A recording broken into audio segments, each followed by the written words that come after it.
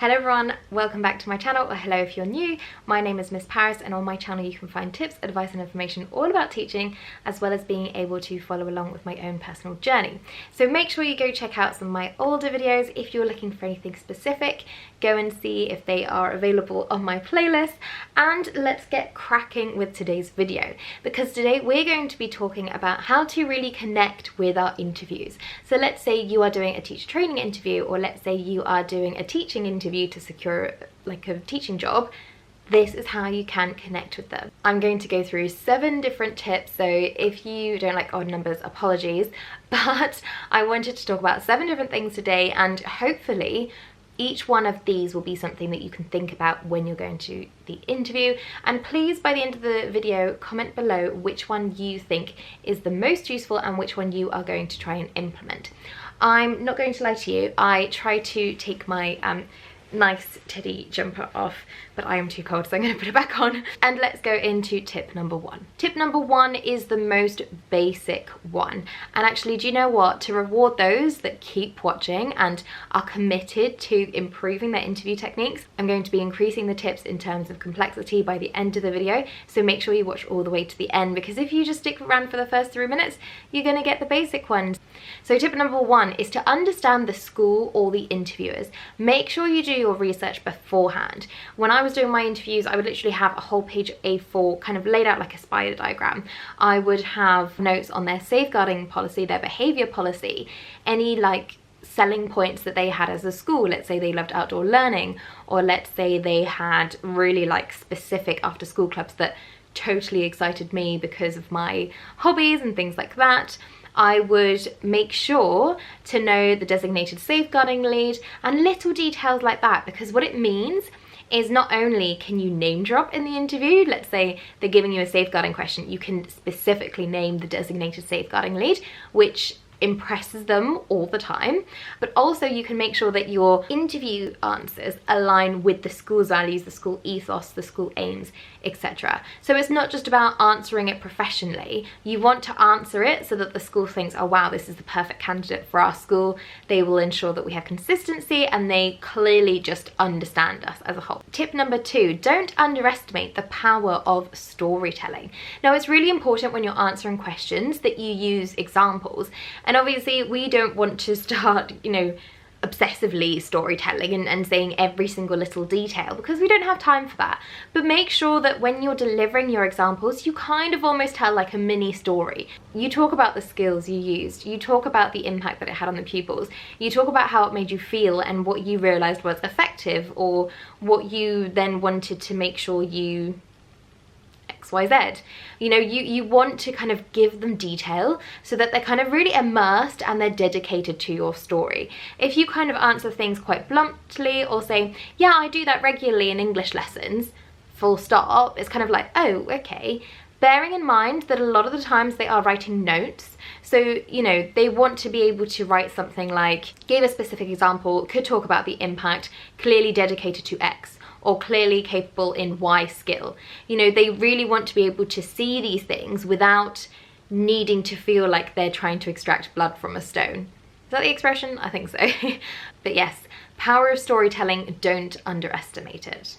Tip number 3, you want to make sure that you answer things with thought and precision. You don't want to kind of rush into an answer only to start it with, because we've all done that, and that's the natural thing that kind of goes through our heads. But we want to make sure that we actually take a pause, we take a moment to reflect, and this is absolutely fine. A lot of people, like if you look at tips online, they say that you can always repeat back the question they said as like your sentence starter, so that gives you some extra moments to think about it, and it also makes sure that you understood and you kind of, paid attention to the question. So that's up to you if you do that, but make sure that you actually pause and take a moment to think. If you kind of, were so worried or so nervous in the moment you forgot the question, ask them to repeat it again kindly. You don't need to rush into an answer, say something. Make sure, whether it's through examples, storytelling, just make sure you give a thoughtful response that clearly shows you've thought about it, it aligns with the school, and you've actually given like proof to back it up.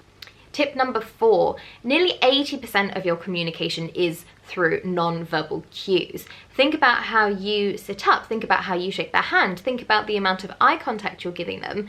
Of course, there are going to be people watching this video, people going to interviews that are kind of quite nervous, quite anxious. You might think, oh my goodness, please, I don't want to shake your hand because I've got sweaty palms. Do you know what? I'm sure they will have experienced everything before. There's nothing new to them. So just think, okay, after I've had that shaky start, it's okay. I just need to sit down and show that I'm comfortable. Don't slouch in your chair. Don't kind of lean forward and intimidate them. Make sure you stand proud and make sure that you show them that you are confident, even if inside you are crippling with, critical thoughts or you're kind of doubting yourself. Don't let it show. Tip number 5 is to show genuine interest by asking questions. When they normally ask the question at the end, do you have any questions, it's a really bad idea to say no. Always try and think of something. Even if you preempted the questions through your research earlier, then you can ask those things. If they already responded to it, then try and create a question based on some of the other questions that they asked you. So you can flip the narrative around. It could be about teacher well-being. I know that's a very frequently asked question. What do you have in place to support teacher well-being? This also gives you a nice idea if there are any red flags in terms of like work-life balance, workload mentality, what they expect of teachers, those kind of things. But do show a genuine interest. It might be that you didn't see any information about after school clubs on their website and you have a keen interest, or you have a hobby that you would like to maybe share with the children. You could ask about after school clubs in the pretext that actually you'd like to run a club doing baking, sports, whatever it is, because instantly that will be something that they will note and it will show genuine interest.